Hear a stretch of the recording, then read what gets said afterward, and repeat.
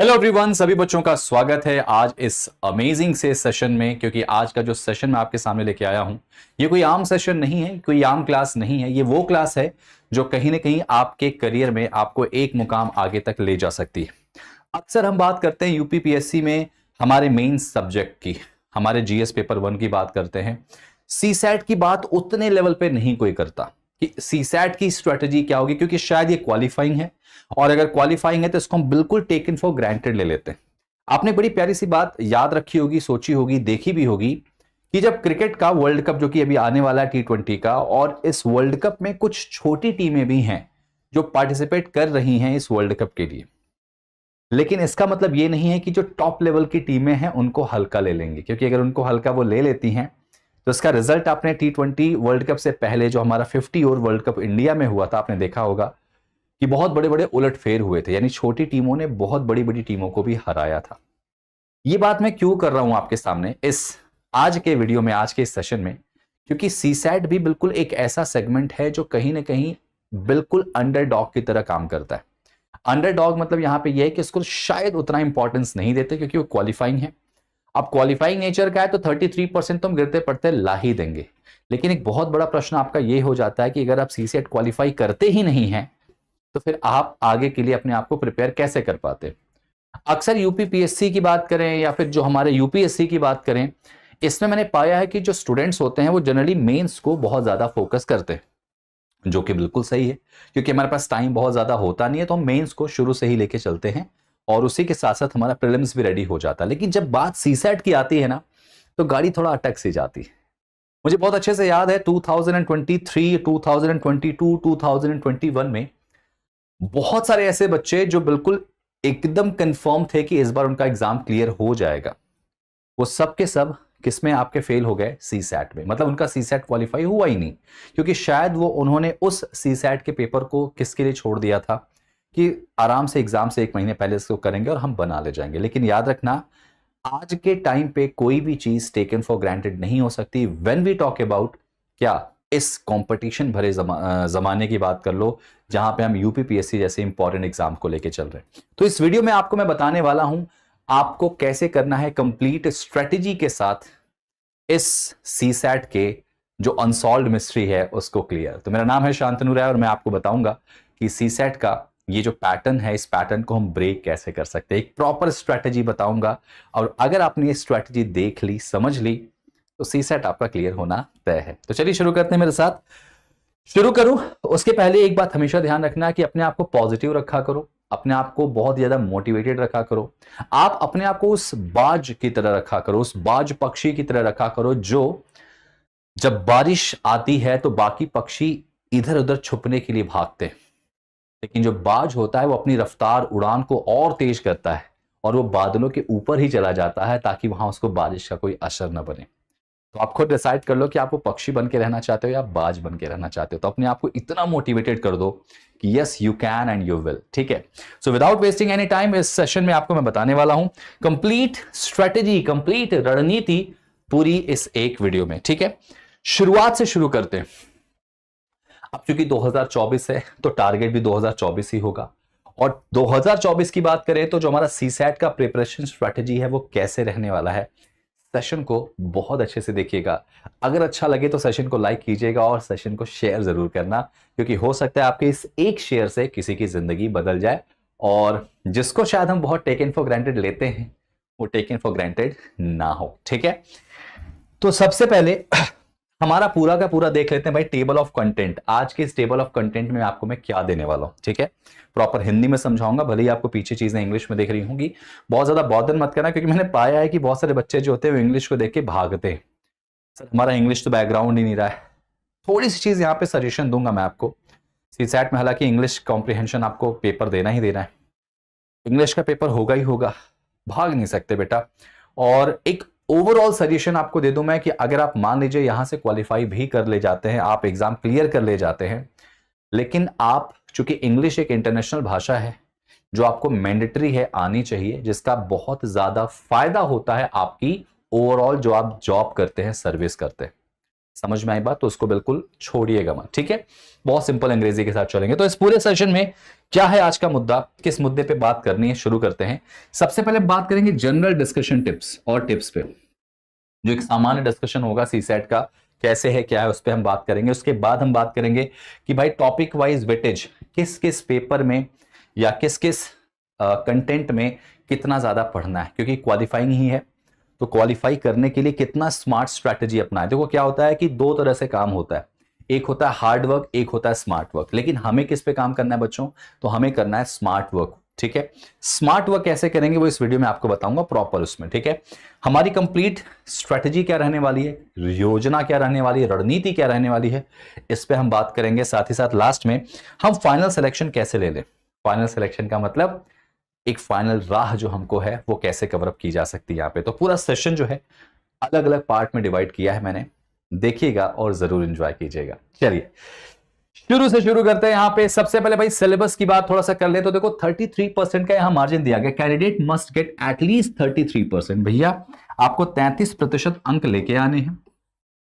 33% अंक अगर हम 100 के मार्जिन से लेके चलें तो 33 नंबर है ना। हालांकि आपको पता होगा 100 क्वेश्चन आते हैं, 2 नंबर का एक क्वेश्चन, हमको 33 क्वेश्चन उसमें सही करना होता है।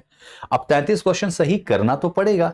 अब यही बताऊंगा मैं आपको इस पूरी स्ट्रेटजी पोर्शन में कि 33 नंबर को कहां से करें, ये 33 नंबर कहां से आप ला सकते हैं। और अगर आपने ये चीज समझ ली तो ये 33 नंबर कोई रोक नहीं सकता है, ठीक है। साथ ही साथ जैसा कि आप सभी को पता है कि माइनस मार्किंग का सेगमेंट भी है 0.33, यानी 1/3 आपका माइनस मार्किंग में। तो गलत भी नहीं करना है, क्योंकि अगर आप गलत करते हो तो जो आपने सही किया है वो तो जाएगा, उसके साथ माइनस मार्किंग लेके वो चला जाएगा। तो कहीं ना कहीं हमें बहुत स्मार्ट मूव यहां पे लेके चलना है, ठीक है। तो जरा एक एक करके यहां पे बात करेंगे कि 33% की कहानी कहां से शुरू करें। और अगर इसमें बात करें तो सबसे पहले देखो इनके सिलेबस के जान लेते हैं। मैं आपके सामने सिलेबस ही शुरू में क्यों लेके आया है, क्योंकि हमारी स्ट्रेटेजी का सबसे बड़ा पार्ट होता है। ओवरऑल सिलेबस देखने के बाद फिर मैं आपको टिक करके दूंगा कि ये पोर्शन को जरा सा कर लीजिएगा, क्योंकि ये पोर्शन को अगर आप प्रिपरेशन में लेके आते हैं तो आपको पूरा प्रिपरेशन नहीं करना पड़ेगा, सिर्फ उस टॉपिक को पढ़ लेते हैं, चांसेस आपके बहुत ज्यादा बन जाते हैं, ठीक है। तो सबसे पहले बात यहां पे कर रहे हैं analytical ability and logical reasoning पे। यानी रीजनिंग एक ऐसा पोर्शन है जो आपको बहुत नंबर दे सकता है, ठीक है। अब रीजनिंग क्यों आपको नंबर दे सकता है, क्योंकि रीजनिंग देखो सर कई बच्चों का यहाँ पे मिथ होता है कि रीजनिंग उसी की अच्छी होती है जिसकी मैथ्स अच्छी होती है। और हम तो हैं बायो बैकग्राउंड के, हमारा तो आर्ट्स का बैकग्राउंड है, हम इंजीनियरिंग बैकग्राउंड के नहीं है कि हमारी जो मैथ्स बहुत अच्छी होगी। इंजीनियरिंग वालों के साथ एक बोनस रहता है कि उनकी मैथ्स अच्छी है तो रीजनिंग अच्छी होती है, ऐसा कुछ नहीं होता। ये एक बहुत बड़ा मिथ होता है कि जिसकी मैथ्स अच्छी है उसकी रीजनिंग अच्छी होगी, मतलब जिसकी मैथ्स अगर खराब है तो उसकी रीजनिंग भी खराब होगी, ये कोई लॉजिक नहीं होता। रीजनिंग एक कंप्लीटली डिफरेंट सब्जेक्ट है जिसमें आपके दिमाग का इस्तेमाल बहुत ज्यादा होता है, सारे क्वेश्चन आपके प्रेजेंस ऑफ माइंड पे बनते हैं। तो ये आप कर सकते हैं and I would recommend you. मैंने देखा है कि बहुत सारे बच्चे जो होते हैं वो फोकस ज्यादा किस पे कर लेते हैं, इंटरपर्सनल स्किल एंड कम्युनिकेशन पे, या आपका डिसीजन मेकिंग पे बहुत ज्यादा फोकस कर लेते हैं। करना भी चाहिए, हाँ उसके वेटेज बहुत ज्यादा है, लेकिन जहां पे ज्यादा लोग फोकस करते हैं वहां जहां भीड़ जाती है ना कहीं इंसान वहां खो सा जाता है। एक बड़ी अच्छी सी बात मुझे याद आ रही है यहाँ पे कि भीड़ में खड़ा होना मकसद नहीं है मेरा, भीड़ उसके लिए खड़ी है, भीड़ जिसके लिए खड़ी है वो बनना है मुझे। भीड़ में खड़ा होना मकसद नहीं है मेरा, भीड़ जिसके लिए खड़ी है वो बनना है मुझे। तो उसके लिए आपको वो काम करना पड़ेगा जो बाकियों से अलग हो। क्योंकि देखो याद रखना, जिसकी ऑल इंडिया रैंक 1 आती है या जिसकी रैंक 1 आती है वो नहीं करता जो बाकी लोग करते, कुछ तो डिफरेंट कर रहा है, वो कुछ में आप भी हो सकते हैं। तो क्या है वो डिफरेंस? अगर बात करें रीजनिंग की, इस सब्जेक्ट को हमको थोड़ा सा सीरियसली लेना है। ये आपको मैं इंपॉर्टेंट पार्ट में कर रहा हूं, ये स्ट्रेटेजी का एक बहुत बड़ा पार्ट है कि आपको बाकी चीजें तो करनी है, इसके टॉपिक्स आपको बहुत सिंपल तरीके से करने हैं। देखो कौन कौन से टॉपिक आप जो बहुत इजीली कर सकते हैं, जैसे कोडिंग डिकोडिंग का टॉपिक है, बहुत आराम से बना सकते हो, है ना। वाटर इमेज बोलना गलत होगा, यहां पे दोनों बोल सकता हूं, मिरर इमेज और वाटर इमेज। ये टॉपिक बहुत आसान होते हैं, बहुत आसानी से आपको बन जाते हैं। मैं आपको इसको यहाँ पे इसके सेशंस भी आपके सामने में लेके आऊंगा तो आपको बहुत हेल्प मिल जाएगी। साथ ही साथ ये वाला जो पोर्शन है ना, स्टेटमेंट एंड अजम्पशन, जिसको कहते हैं पूर्व धारणाएं, ये भी बहुत आसान सा टॉपिक होता है, ठीक है। ये मैं आपको सिखाऊंगा, यहीं पे सिखाऊंगा कैसे करते हैं, और आप चुटकियों में इनके क्वेश्चंस बनाएंगे। इवन प्रीवियस ईयर पेपर के भी सेशंस में लेके आऊंगा जो आपको इन टॉपिक से रिलेट करते होंगे। आर्ग्यूमेंट को बोलते हैं कथन एवं तर्क। कंक्लूजन मतलब निष्कर्ष होता है बेटा। ये जो टॉपिक है ना, ये बहुत आसान होते हैं, बस थोड़ा सा एक बार समझना है।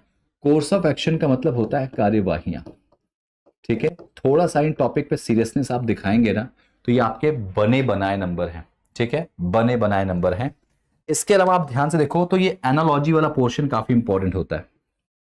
ये छठे छठे टॉपिक्स जिन पे मैं हाईलाइट कर रहा हूं बेटा, इनको पढ़ के जाना है। आप तय है कि रीजनिंग में स्कोर नहीं करोगे, आप रीजनिंग में इतना स्कोर कर लोगे कि आपके जो 30% का मार्जिन लेके चलो, 33% का, वो बहुत आसानी से अचीव हो जाएगा। अच्छा, इस स्ट्रेटेजी वाले पोर्शन में मैं बताऊंगा अभी आगे जाके कि आपको कितने अटेम्प्ट करने, कितने क्वेश्चन अटेम्प्ट करने हैं अगर आप सीसैट को बहुत अच्छे से क्लियर करना चाहते हैं, ठीक है। देखो, इसमें आप 100 के 100 क्वेश्चन करके आओगे तो कोई फर्क नहीं पड़ेगा। 33 क्वेश्चन सही होंगे तो भी बच्चा पास हो जाएगा, जिसके 100 क्वेश्चन सही होंगे तो भी, क्योंकि इसके मार्क्स तो कहीं से कहीं तक जुड़ते नहीं। तो आपको बस पास करना है, ठीक है। तो जिन पे मैंने हाईलाइट करे भाई, बाकी आप सारे टॉपिक्स देख सकते हैं, जिन पे मैंने हाईलाइट करे हैं ना, इन टॉपिक्स को आप विशेष तौर से देखेंगे। रीजनिंग की पोर्शन की बात करते हैं तो, ठीक है। इसके अलावा देखो, एक टॉपिक आपका ये हो गया, इसके अंदर एक टॉपिक ये हो गया, ठीक है बेटा। ये टॉपिक आपको अच्छे से पढ़ के जाने हैं। बाकी टॉपिक्स भी सिलेबस में हैं, पढ़ लेते हो तो ठीक है, लेकिन ये टॉपिक्स आप पढ़ के जाओगे तो ये आप याद रखना, बाकियों से एक स्टेप आगे रहोगे। अब बाकी सब पढ़ेंगे और आप इसके लिमिटेड टॉपिक्स पढ़ के जाओगे, तो ये आप यहां पे बाकियों से क्या हो गए हो, एक स्टेप आगे हो चुके हो। उम्मीद है कि आपको ये वाला पोर्शन समझ में आया सिलेबस का। देखो ध्यान रखना, डिस्कशन ही इसी बात को लेकर है कि आपको मैं क्या ज्यादा दे दूं। आप जरा समझना, कॉम्प्रिहेंशन की बात कर लें, ठीक है। कॉम्प्रिहेंशन का मतलब यहां पे क्या होगा, आपको पैराग्राफ वाले क्वेश्चंस होंगे। पैराग्राफ वाले क्वेश्चंस आपको बनाने पड़ेंगे इंग्लिश और हिंदी के, जो कि 5-6 नंबर आपको दे देते हैं। जहां तक अगर बात करूं मैं इंग्लिश और हिंदी वाले पैराग्राफ की, तो ये दोनों का दोनों पोर्शन अगर आपकी बात करें इंग्लिश और हिंदी वाले पोर्शन की बेटा, तो हिंदी वाला पोर्शन तो आपका बचपन से स्ट्रांग रहता है और इसके पूरे के पूरे मार्क्स आप ले सकते हो, और आप लेते भी हो। इसके जो हैं वो पूरे मार्क्स आप ले लेते हो, जो कि बहुत अच्छी बात है, आप ले भी लेते हो पूरे मार्क्स। इंग्लिश वाले में ना, अब यहां पे थोड़ा सा मात खा जाते हैं हमारे बच्चे जो हिंदी बैकग्राउंड से, कि इसका जो पैसेज होता है, जो पैराग्राफ होता है, वो थोड़ा सा हमको परेशान सा करता है। तो इसके लिए एक बहुत ही अच्छी सी चीज आपको बताने जा रहा हूं। एक सिंपल सी बात समझना, आपकी हिंदी इतनी स्ट्रांग क्यों है। आप जरा इस बारे में कभी बैठ के सोचे हो कि आपकी इंग्लिश के कंपैरिजन में हिंदी इतनी स्ट्रांग क्यों? क्योंकि बचपन से जब से आपने होश अपना संभाला है, आपने हिंदी न्यूज़पेपर पढ़ा है, आपने हिंदी वाली चीजें पढ़ी हैं, आपने हिंदी वाली गाने सुने हैं, आपने हिंदी वाली मूवीज देखी हैं, आपके आसपास का माहौल हिंदी है। अगर मैं आपके सामने एक पैराग्राफ दे दूं हिंदी का और उससे कहूं कि भाई 4-5 क्वेश्चन है, इसको करके दिखाओ, आप तुरंत उड़ा दोगे उनको। क्यों? क्योंकि आपका मानसिक रूप से बिल्कुल उसके लिए तैयार हो। लेकिन जब एक इंग्लिश का पैराग्राफ आता है ना, तो आधे से ज्यादा बच्चे मैंने पाया है कि वो इसको देख के पहले ही क्या करते हैं, भाग जाएंगे। उनकी मेंटालिटी ही अलग हो जाएगी कि भाई इंग्लिश है, बनेगा ही नहीं, आएगा ही नहीं। और ये सबसे बड़ी गलती बेटा। कैसे सुधारे अपनी इंग्लिश बेटा? रोज तो नहीं कहूंगा, लेकिन एक संडे निकाल लो अपने हफ्ते का, संडे। इस संडे में आपको करना कुछ नहीं है, आपको उस पूरे हफ्ते का, देखो संडे एक ही दिन बोल रहा हूं मैं, उस दिन कोई चीज पढ़ाई मत करो, बस एक चीज करना, इस पूरे वीक में याद रखना, उस एक वीक का, ठीक है, एडिटोरियल जो होता है, एडिटोरियल किसका बेटा? किसी एक न्यूज़पेपर का। जैसे आप कुछ बच्चे होते हैं इसमें द हिंदू फॉलो करते हैं, ठीक है, द हिंदू, ये एक पेपर बहुत ही ज्यादा चलता है अगर आप बात करें सिविल सर्विसेज की तैयारी बच्चे जो करते हैं। इसके अलावा द टाइम्स ऑफ इंडिया हो गया, ठीक है, टाइम्स ऑफ इंडिया, कोई भी एक न्यूज़पेपर ले लो आप, ठीक है, इकोनॉमिक टाइम्स, कोई भी आप ले लो, उसका उस एक वीक का पूरा एडिटोरियल पढ़ लेना। सिर्फ पढ़ना, कोशिश करना रेगुलर आदत में डालना। शायद थोड़ा सा आपको परेशान करे, थोड़ा सा आपको दिक्कत मिला, लेकिन ये कंसिस्टेंट करते रहना। कहते हैं कि आप एक हथौड़ा कस के किसी दीवार पे मारो, जरूरी नहीं कि वो दीवार गिर जाए, लेकिन आप कंसिस्टेंट वे में हथौड़ा मारते रहो मारते रहो मारते रहो मारते रहो, एक दिन ऐसा आएगा कि पूरी दीवार ढहनी है, तय है। कंसिस्टेंट रहना सीखो। अगर आपने ये चीज कर ली बेटा, तो जो इंग्लिश का कॉम्प्रिहेंशन है ना, वो आप इतना ज्यादा आसानी से करोगे जितना शायद आप हिंदी का ना कर पाओ। तो बेटा याद रखना, कॉम्प्रिहेंशन में जो इंग्लिश वाला पोर्शन है, ये भी आप इस तरीके से अपना स्ट्रॉन्ग कर सकते हो। कितने नंबर कहां से लाने वो भी मैं आपको बताऊंगा, पहले तो आप ये समझ लो। इसके अलावा देखो बेटा, इंटरपर्सनल स्किल एंड कम्युनिकेशन, इसकी बात करूंगा, interpersonal skill including communication skill. ये थोड़ा इंपॉर्टेंट पोर्शन होता है, क्योंकि सबको पता है कि ये दो पोर्शन ऐसे हैं जो लगभग आपके 28 से 30 नंबर आपको दे देते हैं। 28 से 30 नंबर आपको देते हैं, तो लोग ज्यादातर फाइट इस पे करते हैं, क्योंकि इसके बाद फिर जनरली देखा गया है कि बच्चों की मैथ बहुत वीक होती है। सभी बच्चों की मैथ्स अच्छी नहीं होती, भले ही वो 10th स्टैंडर्ड की ही लेवल यहां पे दिखाया आपको। यहां पे देखो, एलिमेंट्री मैथमेटिक्स 10th लेवल का दिखा रहा है, जिसमें अलजेब्रा है, स्टैटिस्टिक्स है, ज्योमेट्री है, अर्थमेटिक है ना, जिसमें अलजेब्रा वाला पोर्शन सबसे ज्यादा देखा जाता है, जो कि डायरेक्ट फॉर्मूले पर बेस्ड होता है। ये वाले क्वेश्चंस आते हैं, और मैंने देखा है यार ये चीज, मैं अक्सर बच्चों की बात करूं, स्पेशली टॉपर्स की बात करूं, तो वो भी इसमें ना परेशान होते हैं। जो हमारे मैथ्स बैकग्राउंड वाले होते हैं, अगर उनको छोड़ दे तो बाकी बच्चे परेशान होते हैं कि यार इसको कैसे करें। और यस, बेस्ट पार्ट इसका यही है कि ये क्वालिफाइंग नेचर में है, ताकि आगे हमको इसके मार्क्स नहीं जोड़ने हैं। तो मैथ्स वाले पोर्शन को बच्चे लोग क्या करते हैं, थोड़ा सा अवॉइड कर देते हैं कि भैया इसको हमको थोड़ा कम से ही कम करना है। तो मैं बताऊंगा अभी मैथ्स वाले पोर्शन से कितने क्वेश्चन आप ला सकते हैं। बाकी ये वाला पोर्शन थोड़ा सा इंपॉर्टेंट है, इंटरपर्सनल स्किल एंड कम्युनिकेशन, और जहां पे आपका डिसीजन मेकिंग या प्रॉब्लम सॉल्विंग जो सेक्शन होता है उसकी बात करें, तो इन दोनों से मिला के अच्छे मार्क्स आते हैं। इनसे आप थोड़ा प्रैक्टिस करके स्कोर कर सकते हैं। इसके लिए अब मार्केट में 10 तरह की बुक्स हैं, कोई एक पतली सी बुक ले लीजिए और उससे प्रिपरेशन स्टार्ट कीजिए, या फिर आप हमारे खान ग्लोबल स्टडीज के इस प्लेटफॉर्म के थ्रू अपने सारे सब्जेक्ट ये वाले क्लियर कर सकते हैं बच्चों, ठीक है। इसके अलावा जनरल मेंटल एबिलिटी मैंने आपको बताई दी। जनरल इंग्लिश और जनरल हिंदी के लेवल के आपके 10th लेवल के क्वेश्चंस होते हैं जो आप अटेम्प्ट करते हैं, ठीक है। अब इसमें ओवरऑल सिनेरियो में बताऊं, अभी मैं आपको 100 में 33 नंबर लाना कैसे मैं बताऊंगा, कैसे पढ़ाई करनी है, क्या स्ट्रेटेजी होगी, सब कवर होगा। अभी तो एक जनरल इंफॉर्मेशन आपको दे रहा हूं रिगार्डिंग सिलेबस के, ठीक है। ये चीज आपने समझी होगी। इस पोर्शन को बेटा थोड़ा सा सीरियसली लेना। 10 लाइन 5 लाइन डेली कोशिश करो पढ़ने की अंग्रेजी। देखो अंग्रेजी इसलिए मत छोड़ देना क्योंकि तुमको सिलेबस में नहीं, तुम्हारा ओवरऑल डेवलपमेंट जो है वो अंग्रेजी से होता है। इंग्लिश बहुत इंपॉर्टेंट सब्जेक्ट होता है, बहुत इंपॉर्टेंट सब्जेक्ट से ज्यादा बहुत इंपॉर्टेंट लैंग्वेज होती है, क्योंकि ये चीज आपके ओवरऑल पर्सनैलिटी को ग्रो करती है बेटा, ठीक है। चलो जरा अब सुनो, एक बड़ा सा मंत्र याद रखना बेटा, कंसिस्टेंसी इज द की। आपको कंसिस्टेंट रहना बहुत जरूरी है। आप भारत में किसी भी एग्जाम की प्रिपरेशन कर रहे हैं, चाहे वो प्यून लेवल का एग्जाम हो या आप किसी बहुत बड़े आईएएस लेवल की तैयारी कर रहे हो, कंसिस्टेंट रहना है आपको जरूरी है। क्योंकि अभी मैंने वो कहानी बताई कि बार बार अगर आप हथौड़े से मारते रहोगे तो दीवार गिरेगी। अब कंसिस्टेंट होने के लिए आपको क्या करना पड़ेगा, ये है असली स्ट्रैटेजी आपकी। आपको एक टाइम टेबल अपना बनाना पड़ेगा, एक सुंदर सा टाइम टेबल बनाइए। और मैं एक बात कहूं, टाइम टेबल एक मत बनाइए, आपको टाइम टेबल डेली बेसिस पे बनाना है। टाइम टेबल बेटा कैसे बनाना है, डेली बेसिस पे, हर दिन आपको टाइम टेबल बनाना। आप कहोगे सर ये क्या आप बोल रहे हो, डेली बेसिस पे टाइम टेबल? यस, मैं आज भी इसको फॉलो करता हूं।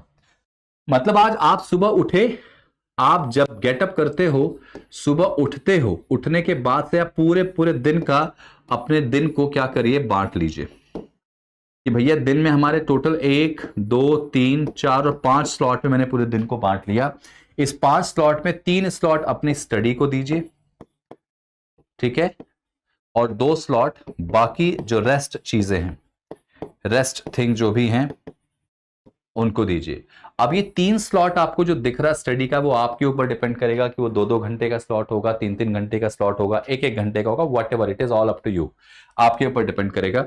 और उसमें भी मैं तो ये मानूंगा, आप भी जो स्लॉट डिसाइड कीजिए, स्लॉट में आप देख लीजिए कि आज मैं ना सोच रहा हूं कि सीसैट कवर करता हूं, आज मैं सीसैट का पढ़ूंगा। तो सीसैट में आज मुझे ऐसा लग रहा कि आज मेरा टारगेट है रीजनिंग के क्वेश्चन बनाना, क्योंकि वो मुझसे बन सकते हैं, और इसके अलावा मैं आपको डिसीजन मेकिंग के क्वेश्चंस बनाने का आज मैं टारगेट करूंगा। ये आपने आज का बना दिया। कल आप जब बैठोगे तो शायद ये टारगेट चेंज हो जाएगा, यहां रीजनिंग की जगह शायद मैथ्स आ जाए, ठीक है, यहां पे इंटरपर्सनल स्किल आ जाए। परसों देखो, हर दिन टाइम टेबल बनाने का बेनिफिट, परसों बैठे आप भाई, अब मैं ये नहीं कह रहा हूं कि सिर्फ सी सैट ही पढ़ो आप सी सैट के लिए मान लो 1 घंटा दे दिया आपने कि भाई 1 घंटा मैं सी सैट का दूंगा 1 हफ्ते तक, अगले हफ्ते सी सैट नहीं पढ़ूंगा, फिर 1 हफ्ते लेके आऊंगा। ये आपके ऊपर डिपेंड करता है कि आप जो है वो सी सैट को किस तरीके से लेते हैं। ठीक है, ये टाइम टेबल आपके ऊपर डिपेंड करेगा, आपकी कितनी कंसिस्टेंसी है, कितने एक्यूरेट हो, कितना ज्यादा आपका पोटेंशियल है। ठीक है, अगले दिन आप आ गए, आपको इस पर हिंदी पढ़ना है और यहां पे आपको क्या पढ़ना है बेटा, इंग्लिश पढ़ना है, डिपेंड। तो ये है डे बाइज टाइम टेबल। अब देखो, आपने 1 घंटा दे दिया सी सैट को, अगले 2 घंटे आप जीएस पोर्शन को अपने दे दो, बाकी जो मेन सब्जेक्ट है उन पे फोकस कर लो। समझ में आई बात? और डेली ये चीज चेंज हो जाएगी बेटा। तो अपना टाइम टेबल आपको कैसे बनाना है, डेली बेसिस पे। और रात को जब आप सो रहे हो तो ये जो याद रखना कि जो आपके स्पेशली ये 5 स्लॉट हैं जो आपने डिसाइड करें, ये पांचों स्लाइड फुल स्लॉट जो हैं ये फिल होने चाहिए। अगर आपने ये 5 स्लॉट बना लिया है तो इसका मतलब ये है कि आज का दिन का आपका डेटा खत्म, मतलब आपने जो करना था कर लिया। यही चीज मैंने सेकंड में दी है क्या, कि आप टाइम टेबल बनाने के बाद छोड़ मत दो, उसको प्रॉपर इमीडिएटली क्या होगा, स्ट्रिक्टली फॉलो करो। एक भी अगर चीज इसमें से छूट गई, आपने सुबह उठा टाइम टेबल में लिखा कि मुझे आज डिसीजन मेकिंग के 50 क्वेश्चन लगाने हैं, तो अगर वो 49 भी लगाए हो तो आपको सोना नहीं है, आप 50 पूरे करके सोगे। समझ में आई बात? आगे देखो, आप अपनी क्लासेस रेगुलरली अटेंड करो। क्लासेस मतलब अगर आपने क्लासेस अटेंड कहीं से करते हो, पढ़ते हो, तो उस क्लास को जरूर पढ़ो, रेगुलर पढ़ो, क्योंकि वो क्लासेस आपको बहुत ज्यादा बेनिफिट देने वाली। क्लासेस स्किप नहीं करना। साथ ही साथ मॉक टेस्ट और रेगुलर बेसिस पे आपको देना है। मॉक टेस्ट का मतलब होता है जो रेगुलर बेसिस पे टेस्ट सीरीज होती है ना, यहां पे मॉक टेस्ट को मैं थोड़ा सा टेस्ट सीरीज में लिख देता हूं, ज्यादा समझ में आएगा। आपको टेस्ट सीरीज मिस नहीं करना। ठीक है, टेस्ट सीरीज एक बहुत बड़ा हिस्सा होता है आपको एग्जाम से पहले एग्जाम वाली फीलिंग देने के लिए, तो टेस्ट सीरीज स्किप नहीं करना। देखो, अगर आप ये सब प्रॉपर फॉलो करते हो ना, सी सैट तो बहुत छोटी सी कहानी, आप मेंस भी क्लियर करोगे, आपका इंटरव्यू भी क्लियर होने वाला है। समझ में आई बात? ध्यान रखना। चलो थोड़ा और आगे बढ़ते हैं। ये मैंने आपको यहाँ पे टॉपिक कुछ दे दिए हैं, जो टॉपिक मैंने शुरू शुरू में बताया था उस टॉपिक का यहाँ पे फॉर्मेशन है, कौन कौन से टॉपिक से क्या क्या वैल्यूज है। अगर इसमें देखें तो एक टॉपिक मैंने वहां पे ऐड नहीं किया था, वो टॉपिक हमारा था मैथमेटिकल ऑपरेशन, ब्लड रिलेशन, ठीक है, और वेन डायग्राम। जनरली इनसे क्वेश्चन काफी पूछे जाते हैं, तो इन तीनों को भी ऐड कर लीजिएगा। रीजनिंग में बहुत छोटा सिलेबस है बेटा, आराम से बन जाएगा। इसमें बहुत ज्यादा आपको सोचने की, समझने की आवश्यकता नहीं है, बल्कि अगर सब कुछ ठीक रहा तो मैं ये सारे टॉपिक आपको यूट्यूब पे पढ़ा दूंगा या हमारे पेड बैचेस जो होंगे उनमें पढ़ा दूंगा, तो रीजनिंग का पोर्शन मैं गारंटीड क्लियर कर दूंगा आपको। ठीक है, चलिए आगे थोड़ा बढ़ते हैं। एक चीज याद रखना, हमारा जो एम होगा जब भी हम कुछ पढ़ते हैं, हमारा जो लक्ष्य होगा बेटा, हमारा जो लक्ष्य होगा ना, वो लक्ष्य क्या होगा, एक्यूरेसी। और ये एक्यूरेसी सिर्फ हम सीसैट के पॉइंट ऑफ व्यू से नहीं चलेंगे, हम पूरे के पूरे एमपी पीसीएस या ये क्या बोलते हैं यूपी पीसीएस जो हमारा एग्जाम है, इस पूरी यूपी पीसीएस का ही फॉर्मेट हम क्या रखेंगे, एक्यूरेसी की। भाई अगर हमने 50 क्वेश्चन किए हैं एग्जाम्पल, तो हमारा एक्यूरेसी रेट उसमें एटलीस्ट 90% हो। समझ में आई बात? यानी कि हमारे 45 क्वेश्चन तक हम सही करें। चलो 90 थोड़ा ज्यादा अगर मान लो कह दिया, तो कम से कम इस 50 क्वेश्चन में आपको कम से कम याद रखना 37 से 40 क्वेश्चन तो आपके एनी हाउ सही हो रहे हो। और अगर इससे कम का आंकड़ा जा रहा है, और ये पता कैसे चलेगा, मैंने अभी थोड़ी देर बताया आपको, क्या, आपके टेस्ट सीरीज से आपका जो परसेंटेज है वो 90 या उससे, मान लो चलो हम कह रहे हैं 90 ज्यादा भी अगर ले लिया मैंने, तो आप 85 to 90 के बीच में अपनी एक्यूरेसी रखो कि भैया इतने तो सही करने ही करने। अगर आप इस लेवल पे आ गए तो सीसैट में तो कोई रोक नहीं सकता आपको। सीसैट की स्पेशली बात बता रहा हूं, ठीक है। वो चीज तक यहां पे मैंने लिखी है, वाइल सॉल्विंग मॉक टेस्ट या फिर टेस्ट सीरीज। जब हम टेस्ट सीरीज सॉल्व करते हैं या टेस्ट सीरीज के क्वेश्चन सॉल्व करेंगे ना, तो हमारा फोकस किस पे रहेगा बेटा, एक्यूरेसी पे, रैदर देन स्पीड। हमारी स्पीड से ज्यादा हमारी एक्यूरेसी पे हमको ध्यान देना है कि भैया हम जितने कर रहे हैं वो सही हो रहे हैं। और वो भी याद रखना, एक चीज नीचे बड़ी प्यारी से लिखी, इनिशियली, जब आप शुरुआती समय में हो, आप शुरू कर रहे हो, बिगिनिंग लेवल पे हो, अगर आप थोड़ा सा ऑलरेडी एक्सपीरियंस है तो आपको सब कुछ पता होगा, लेकिन अगर आप बिगिनिंग लेवल पे हैं तो आप सबसे पहले ये मत फोकस करो कि जल्दी जल्दी हम क्वेश्चन कर लें। क्वेश्चन करो, सही पे फोकस करो। भाई तुमने पूरी मेहनत करके मान लो 35 क्वेश्चन ही करे बड़ी हिम्मत से, और तुम्हारी एक्यूरेसी बहुत शानदार है, तो तुम 35 के 35 भी सही करके आ सकते हो। क्या फर्क पड़ता है कोई 100 के 100 क्वेश्चन करके आ रहा है, ठीक है। तो एक्यूरेसी होना बहुत जरूरी है, ठीक है। आगे बढ़ते हैं। देखो यहाँ पे एक मैंने फॉर्मूला भी लिखा है कि speed is equals to accuracy पर कंसिस्टेंट प्रैक्टिस। स्पीड आपकी तब बनती है जब आपकी एक्यूरेसी और आपका लगातार प्रैक्टिस करना मेंटेन हो जाए। तो कोई भी आप एग्जांपल उठा लो, जैसे अगर मैं सिंपल सी बात करता हूं, मैं जिम जाता हूं, पहले दिन आप जाओगे 10-12 डंबल जल्दी जल्दी जल्दी ने मार दिए, कि आपकी बॉडी बन जाएगी? नहीं बन सकती, ये फैक्ट है बेटा। लेकिन आप कंसिस्टेंट रहे, एक्यूरेसी के साथ आप प्रॉपर डंबल उठाते रहे, एक जमाना होगा कि आपकी फिजिक अलग ही दिखेगी। और उसके बाद आप जब स्पीड भी इस्तेमाल करोगे, स्पीड में भी डंबल्स उठाओगे ना, तो आप बहुत सही तरीके से अपने मूवमेंट्स करोगे। तो ये कहानी है बेटा, आपको ये चीज मेंटेन करनी पड़ेगी कि देखो स्पीड, अब इसको तुम कुछ भी कर लो, एक्यूरेसी आपकी लाओ प्लस कंसिस्टेंट प्रैक्टिस करो तो स्पीड भी आपकी बुक। कई बच्चे कहते हैं सर हमारे क्वेश्चन सही तो होते हैं लेकिन हमारी स्पीड बहुत अच्छी नहीं। तो स्पीड नहीं अच्छी, उसके पीछे का रीजन ही यही है कि आप सिर्फ भागते हो स्पीड के पीछे। स्पीड का मतलब ही होता है कि एक्यूरेसी और आपका कंसिस्टेंट परफॉर्मेंस या प्रैक्टिस करते रहना है बच्चों इसमें, ठीक है। चलिए आगे बढ़ते हैं जरा सा। अब टॉपिक वाइज वेटेज पे बात कर लेते हैं थोड़ा सा। तो यहां पे देखो आपकी टॉपिक वाइज वेटेज मैंने शुरू में थोड़ा सा बताया था, फिर से एक बार मैं क्लियर कर दूंगा। देखो ये वाला पोर्शन जो है इंटरपर्सनल स्किल और कम्युनिकेशन जो है वो आपके 28 से 20 से 30 क्वेश्चन, या 28 से 30 क्वेश्चन मैंने बोला ही था, ये आपको मिलते मिलते, ठीक है। तो ये पोर्शन थोड़ा सा इंपॉर्टेंट है, और अगर ये पोर्शन इंपॉर्टेंट है तो इस पोर्शन को आपको प्रिपरेशन में रखना पड़ेगा, ठीक है। मतलब जो आप टाइम टेबल अपना सेट करोगे उसमें इस वाले पोर्शन को थोड़ा ध्यान देना, और आप लोग देते भी हो। आप लोग इस जो भी डिसीजन मेकिंग जो आपका निर्णय वाला पोर्शन होता है उसमें आप क्वेश्चन काफी अच्छे से ट्राई करते हो। उसमें हिंदी वाला पोर्शन मुझे बहुत ज्यादा कंसर्न इसके लिए नहीं है, क्योंकि हिंदी में आप लोग जो है 18 से 20 क्वेश्चन जनरली देखने को मिलता है और आप ये ग्रैब कर लेते हो। हिंदी कभी मुद्दा रहा ही नहीं, Hindi is not an issue, ये कभी इशू आपका रहा ही नहीं। स्पेशली अगर आप बात करें यूपी पीएससी की, मुद्दा जो रहा है असली में वो नीचे है, यहां से शुरू होता है मुद्दा, इंग्लिश, मैथ्स और रीजनिंग, ठीक है। अब थोड़ा सा यहां पे मैं सेग्रीगेट करके समझाने की कोशिश करूंगा। 100 क्वेश्चन है आपके पास, ठीक है, और हमको लाना है 33 मार्क्स, ठीक है। 33 क्वेश्चन सही करना है। हमारा टारगेट जो होगा वो 55 से 60 क्वेश्चन का होना चाहिए। जब आप एग्जाम में जाते हो, देखो बहुत ज्यादा मैं आपसे नहीं बोलूंगा, 55 से 60 क्वेश्चन का टारगेट आप लेके जाते हो तो आप अच्छे से कर पाते हो। देखो पहले ही प्री डिसाइडेड टारगेट मत रखो कि एग्जाम हॉल में जाने से पहले अपने दिमाग में लगा ले कि आज हम 60 क्वेश्चन करेंगे, पता चला कि 40 ही हो रहा है तो 20 तुक्का मार के आ गए। नहीं, 60, 55 से 60 एक स्टैंडर्ड टारगेट है, एवरेज टारगेट है, इस पे लेके चलोगे आप, जिसमें अगर आप 80% तक एक्यूरेसी रखते हो तो भी आप पार हो जाओगे एग्जाम में। लेकिन मेरा मानना है कि थोड़ा सा 80% एक छोटा नंबर है, थोड़ा सा बढ़ाना पड़ेगा, 85 to 90% के टारगेट पे आप चलोगे, ठीक है। वो आसानी से बन जाएगा। क्यों? मैथ्स वाला पोर्शन जो होता है ना, 10 से 12 क्वेश्चन, इस 10 से 12 क्वेश्चन में अगर हम बात करें, बहुत ज्यादा नहीं, आपसे 3 से 4 क्वेश्चन की उम्मीद में रख सकता हूं। अब 3 से 4 क्वेश्चन जो होंगे वो डायरेक्ट फॉर्मूले पे बनते हैं बेटा, डायरेक्ट फॉर्मूले पे आते हैं जो एकदम आप आसानी से कर सकते हो। जिसमें आपको थोड़ा सा और बता दूं कि अलजेब्रा वाला पोर्शन जो है ना, ये आपको ज्यादा अच्छे से पढ़ना है, ठीक है। अलजेब्रा वाला जो पोर्शन होता है वो थोड़ा सा पढ़ के जाना, क्योंकि अलजेब्रा वाले क्वेश्चन हो गए, इसमें मिसिंग सीरीज हो गई, ये सब आते हैं और आराम से बन जाते हैं।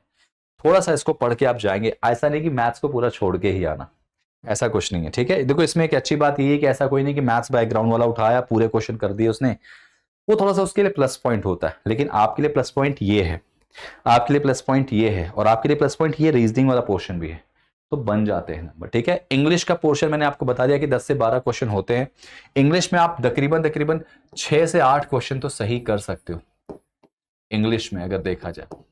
यहां देखो इंटरपर्सनल स्किल और डिसीजन मेकिंग का जो पोर्शन होता है, इसमें आप 20 से 30 क्वेश्चन में तकरीबन आप ये मान के चलो कि अगर 30 क्वेश्चन तक आते हैं तो 30 क्वेश्चन में आप टारगेट रखोगे 18 से 20 क्वेश्चन सही होंगे।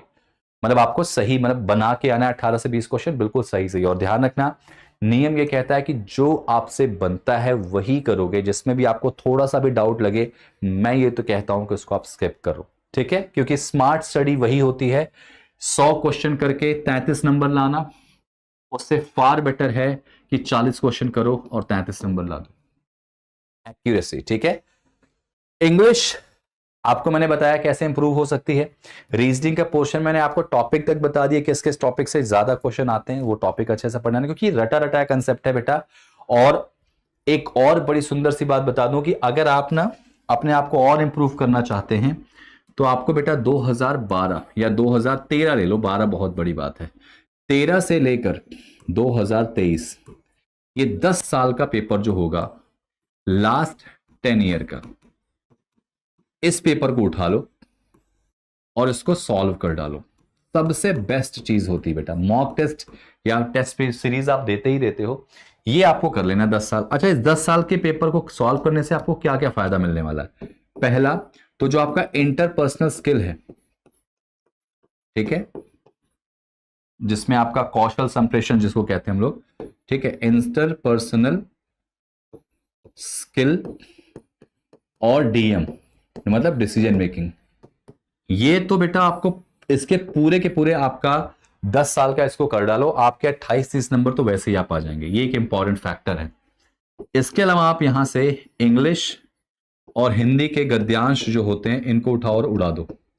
और तीसरी जो सबसे इंपॉर्टेंट चीज है वो मैथ्स और रीजनिंग, ये 4 चीज पे आप ध्यान रखना, क्योंकि इनके क्वेश्चंस आप देखोगे क्वाइट सिमिलर, एक ही टॉपिक, आपको इससे समझ में आएगा कि किस किस टॉपिक से लगातार क्वेश्चन आ रहे हैं। रीजनिंग के गिने चुने 4-5 टॉपिक हैं जिनसे लगातार क्वेश्चन आते हैं, तो आप उनको उड़ा दो। मैथ्स में भी आप वही चीज करोगे, लगातार आपको देखोगे एक ही टॉपिक से हर साल क्वेश्चन आ रहा है, तो वो टॉपिक अच्छे से पढ़ के जाना। तो इससे आपको ये चीज समझ में आ जाएगी कि किस टॉपिक को कितना महत्व देना है, टॉपिक को कितनी इंपॉर्टेंस देनी है बच्चों। तो याद रखना 2013 से 2023 तक का 10 साल का जो है वो पेपर जो है PYP प्रीवियस ईयर पेपर जो है, इसको सॉल्व करना आपकी सबसे बड़ी क्या करना है, कैसा सबसे इंपॉर्टेंट चीज है जो आपको इसमें अप्लाई करना है बेटा, ठीक है। जिस दिन आपने कर लिया तो आपकी सारी कहानी बन जाती है। देखो, एक सबसे कंप्लीट स्ट्रेटेजी जो मैंने बनाई है, जो मेरा एक्सपीरियंस कहता है वो ये है, किसी भी सक्सेस को पाने के लिए ये कुछ 4 स्टेप होते हैं जिनको हमको पार करना पड़ता है। जिसमें पहला स्टेप जो होता है, अगर आप बिगिनर हो तो क्या लिखा है, शायद आपको दिखाई ना दे रहा हो, मैं बता दूं कि understand the basic concept of each topic. आप बिल्कुल बिगिनर हैं तो आपको पहले सबसे पहले अपना बेसिक क्लियर करना होगा। आप समझिए कि इंटरपर्सनल स्किल एंड कम्युनिकेशन में क्या आता है, मैथ्स का क्या सिलेबस है, मतलब सबका सिलेबस अच्छे से कंप्लीट कीजिए, सबसे इंपॉर्टेंट चीज है। सिलेबस फिनिश करने के बाद जब आपको सारे सिलेबस का ज्ञान हो जाएगा, कंटेंट आपके पास हो जाएगा, तो दूसरी इसके लिए क्लास वगैरह आपको प्रॉपर अटेंड करना पड़ेगा। इसके बाद दूसरा स्टेप होता है बेटा लर्न एंड प्रैक्टिस ट्रिक। दूसरा स्टेप यह है कि आप जितना सीख रहे हैं उसको सीखते जाइए, साथ ही साथ प्रैक्टिस करना ना छोड़िए। इस प्रैक्टिस के अंदर आपका प्रैक्टिस टेस्ट हो गया, प्रीवियस ईयर पेपर हो गया, ये सब इंक्लूड रहेगा। स्टेप नंबर 3, आप अपने सक्सेस के बहुत करीब होते हैं, अपनी स्पीड इंप्रूव करिए और एक्यूरेसी पे काम कीजिए। यानी कि आप ज्यादा से ज्यादा टेस्ट सीरीज लगाइए, ज्यादा से ज्यादा टेस्ट सीरीज लगाइए और अपनी एक्यूरेसी प्लस स्पीड मेंटेन कीजिए। समझ में आई बात? क्योंकि बहुत बड़ा खेल होता है बेटा सिलेक्शन में इसका। और लास्ट स्टेप होता है बेटा, जब आप बहुत बड़े लेवल पे, अंतिम लेवल पे पहुंच जाएं, तो यहां पे आप देखो अंत में मैंने एक चीज फिर से ऐड की है, क्या, टेस्ट सीरीज और प्रीवियस ईयर पेपर। यहां पे फिर से टेस्ट सीरीज और PYP, ये लास्ट स्टेप है। यहां से आप फिर आगे जाओगे और आपका सिलेक्शन तय। आपका चाहे वो CSAT हो, चाहे वो आपका मेन एग्जाम हो, ये आपकी सबसे बड़ी स्ट्रैटेजी होती है। समझ में आई बात? चलिए थोड़ा सा और आगे देखते हैं, ध्यान सुनिएगा। क्या, students who appearing for UPPSC CSAT for the first time, वो सारे बच्चे जिसमें से जो बहुत सारे ऐसे बच्चे होंगे जो पहली बार इस एग्जाम को अटेम्प्ट करेंगे, तो उनके लिए स्पेशली ये मैसेज है। आपको क्या करना है, सबसे पहले मैंने बताया था अपना बेसिक्स पे काम कीजिए, जो मैंने आपको बताया था ना CD वाइज। बेसिक में क्या क्या करना है, नो द सिलेबस, अपना सिलेबस पहले जानिए कि आपका सिलेबस में क्या क्या आएगा। सिलेबस के हिसाब से क्या करिए, एक टाइम टेबल अपना बना लीजिए और उस टाइम टेबल को स्ट्रिक्टली फॉलो करना है। इसके अलावा क्या, अपनी क्लासेस कभी मत मिस करिए, जिससे आपका बेसिक कंसेप्ट क्लियर हो जाएगा। अब एक बड़ा क्वेश्चन यहां पे दिमाग में आएगा कि सर क्लासेस कहां से करें। सबका सोल्यूशन है बेटा इस वीडियो में, आप ध्यान से देखना। इसके अलावा आपने नोट्स भी बनाना शुरू करिए। नोट्स कैसे बनेंगे, एक तो क्लास के बेसिस पे बन जाएगा और एक आपकी सेल्फ स्टडी पर नोट्स आप बनाइए, बहुत जरूरी है बेटा, आपके नोट्स बड़े काम करेंगे। इसके अलावा टॉपिक वाइज क्वेश्चन लगाना शुरू करिए। टॉपिक वाइज में याद रखना, आपको हर दिन उन क्वेश्चंस को फोकस करना है। स्पेशली सीसैट में अगर देखें, रीजनिंग का पोर्शन हो गया, मैथ्स का हो गया, इसमें टॉपिक वाइज क्वेश्चंस करना शुरू करो, उनके बेसिक कंसेप्ट को क्लियर करो उससे, ठीक है। इसके अलावा start giving mock test. Mock test मतलब टेस्ट सीरीज है, और एनालाइज करो अपनी एक्यूरेसी को, स्पीड को और कंसिस्टेंसी को। जब आप टेस्ट सीरीज देते हो, या मैं तो कहूंगा टेस्ट सीरीज के अलावा अगर आप प्रीवियस ईयर पेपर देते हो, तो आपको अंदाजा लग जाता है कि आप कितने सही कर रहे हो, कितना गलत कर रहे हो, क्या इसमें चीजें और इंप्रूव कर सकते हैं। उसको प्रॉपर एनालाइज करना, उसको देखना कि भाई पिछले पेपर से इस बार वाले पेपर में हमने क्या अलग किया, ठीक है। ये प्रॉपर चीज है, ये उनके लिए जो बेटा जो बिगिनर है, वो जो ऑलरेडी दे चुके हैं, मतलब जो महारथी हैं, एक्सपीरियंस्ड हैं, उनके लिए क्या करना है बेटा। तो सबसे पहले बेटा क्या करना है, आपको स्वॉट एनालिसिस करनी है। अब देखो यहाँ पे अगर मैं बात करूं स्वॉट एनालिसिस में क्या होता है, देखो स्वॉट का फुल फॉर्म होता है यहाँ पे स्ट्रेंथ, वीकनेस, अपॉर्चुनिटी। ध्यान रखना, स्ट्रेंथ, वीकनेस, अपॉर्चुनिटी और थ्रेट्स। थ्रेट्स का मतलब यहां पे होता है जो भी हम गलतियां करते हैं। तो अपने आप को इस तरीके से आप क्या कर सकते हो, अपने आप को एनालाइज करो कि आपकी स्ट्रेंथ कहां पे, ठीक है, आपकी वीकनेस कहां पे है बेटा, आपकी वीकनेस क्या है, ठीक है। आप ध्यान रखना, जब भी आप स्वॉट एनालिसिस करते हो तो उसका एक बहुत बड़ा फायदा होता है कि आपका कंप्लीट प्रिपरेशन होता है, ठीक है। अपॉर्चुनिटी, आप किन किन चीजों में आप ज्यादा बेस्ट कर सकते हो, आपके लिए अपॉर्चुनिटी बन के आ जाते हैं।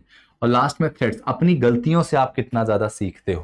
तो स्वॉट एनालिसिस जरूर करें, स्पेशली वो जो ऑलरेडी एग्जाम दे चुके हैं।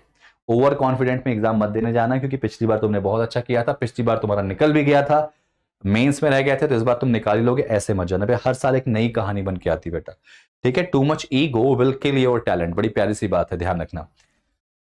टॉपिक वाइज एमसीक्यूज जरूर लगाएं। एमसीक्यूज का मतलब यहां पे स्पेशली मैं रीजनिंग और मैथ्स की बात करूंगा, ठीक है। यहां पर रीजनिंग और मैथ्स की बात कर रहा हूं मैं, ये जरूर ट्राई करना बेटा, ठीक है।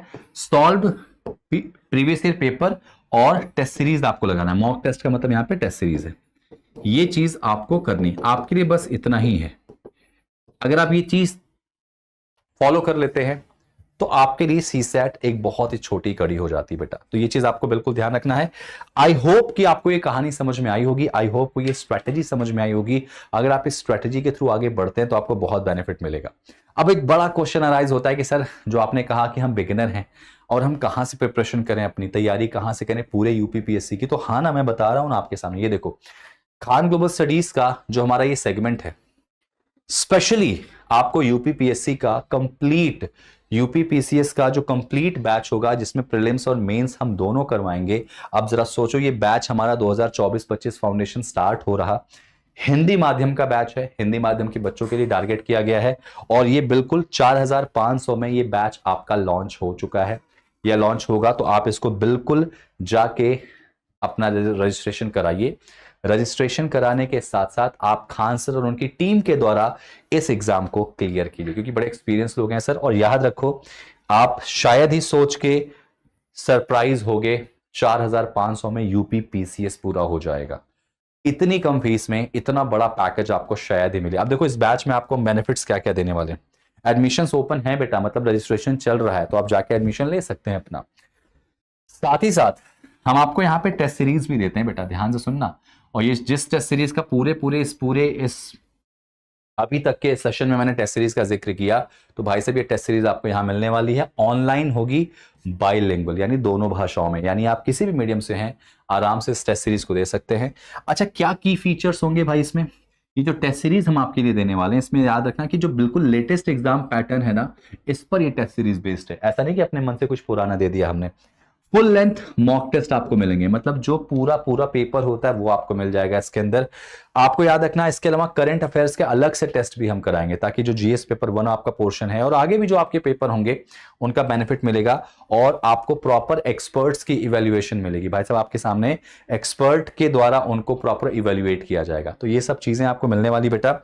अब सुनो, जिसकी ऑफर फीस कितनी है, 199 रुपए, मात्र 199 रुपए में ये टेस्ट सीरीज आपको मिल रही है। अब जरा सोच के देखना, 199 रुपए में आपको यूपी पीसीएस की टेस्ट सीरीज मिल रही है, मतलब अब क्या ही बोलूं आपको मैं। तो आपका ये भी प्रॉब्लम सॉल्व हो गया मसला। अब सुनो, जो हम आपको बैच प्रोवाइड करेंगे, इस बैच के अंदर आपको हम क्या क्या देने वाले हैं, मतलब 4999 जो हमने प्राइस यहां पे आपको दिखाई थी, फिर से देख लीजिए, है ना, 4500, मैंने 999 बोल दिया था और ज्यादा ही बोल दिया, और भी कम है, 4500, 4500 का जो बैच है। इस बैच में देखो आपको क्या क्या मिलती है, देखो यहां लिखी, मैं यहां पे लिख के दिखा दे रहा हूं। पहले तो आपको लाइव क्लास मिलेगी बेटा, लाइव प्लस रिकॉर्डेड क्लास। अभी रिकॉर्डेड क्यों बोला मैंने यहां पे, रिकॉर्डेड इसलिए बोला है क्योंकि आप लाइव क्लास देखे नहीं देख पाए सपोज, तो उसका रिकॉर्डेड वर्जन भी आपको मिल जाएगा, जिससे आपकी प्रिपरेशन और आगे जाने वाली। आपको साथ ही साथ बेटा क्लास की जो नोट्स होगी, है ना, क्लास की पीडीएफ जो होगी वो डेली बेसिस पे मिलेगी। ठीक है, जो भी क्लास के नोट्स होंगे वो डेली बेसिस पे आपको मिलते जाएंगे, तो आपका एक नोट्स भी बनता जाएगा, टीचर के नोट्स आपको। आपका इसमें डाउट सेशन होगा बेटा, डाउट मतलब समझ रहे हो, जो भी डाउट आता है वो डाउट सेशन आपका वीकली होने वाला है। मतलब आपको वीक में एक दिन ऐसा मिलेगा जिसमें आप अपने सारे डाउट, दुविधाओं को, अपने कुछ भी प्रॉब्लम होती है तो अपने टीचर से रूबरू डिस्कस कर सकते हैं। ठीक है, इसके अलावा आपको याद रखना है, हम आपको एक डाउट सपोर्ट भी देते हैं, डाउट सपोर्ट, ठीक है, जिसके साथ आप कोई भी डाउट कभी भी पूछ सकते हैं। ठीक है, इसके अलावा देखो आपका एक छोटा सा WMT मतलब वीकली मिनी टेस्ट भी प्रोवाइड करते हैं। ये वीकली मिनी टेस्ट क्या होगा, हर हफ्ते आपका एक छोटा सा इवैल्यूएशन हम करेंगे कि भाई आपकी तैयारी कैसी चल रही। सोचो 4500 में ये सब कुछ मिल रहा है आपको, सोचने वाली बात है। अब सुनो आगे जरा देखो, जिसकी बात हम कर रहे हैं, आंसर राइटिंग प्रैक्टिस, और डेली आपको एक क्वेश्चन दिया जाएगा जिसमें आंसर राइटिंग की भी प्रैक्टिस कराई जाएगी। मतलब सोच के देखो आप 4500 में क्या क्या मिल रहा है इस पूरे बैच में। आपको मॉक टेस्ट भी दिया जाएगा सब्जेक्ट वाइज, और after completion of a subject, जो भी आपका सब्जेक्ट कंप्लीट हो जाएगा उसके बाद उसका मॉक टेस्ट होगा। डेली आपको प्रैक्टिस क्वेश्चंस दिए जाएंगे डीपीपी के फॉर्म में, जिसमें प्रैक्टिस टेस्ट होगा। आपको टेस्ट सीरीज दी जाने वाली है। आपको वीकली करंट अफेयर्स डिस्कशन होगा, जिसमें पिछले ईयर के क्वेश्चंस भी डिस्कस किए जाएंगे। साथ ही साथ आपको डेली न्यूज़पेपर का भी डिस्कशन किया जाएगा। सोचो 4500 में आपको ये स्पेशल पैकेज मिल रहा, अब आप क्या ही लोगे, है ना। तो आई विश आपको ये सेशन अच्छा लगा होगा। आई विश आप अगर अभी तक रिज्वाइन इसमें नहीं किए हैं या इसमें ज्वाइन नहीं किए हैं तो जल्दी से ज्वाइन कीजिएगा, और wish you all the best for your future. I wish आज साल आपका एग्जाम क्लियर हो। सेशन अच्छा लगा होगा तो सेशन को लाइक और शेयर कीजिएगा, साथ ही साथ एनरोलमेंट जरूर करा लीजिएगा, क्योंकि कहीं ना कहीं हो सकता है अगले ऑफिसर आप ही यहाँ पे हो। तो थैंक यू सो मच, और खुश रहिए और ज्यादा से ज्यादा अपने आप को मोटिवेटेड रखिए। जय हिंद।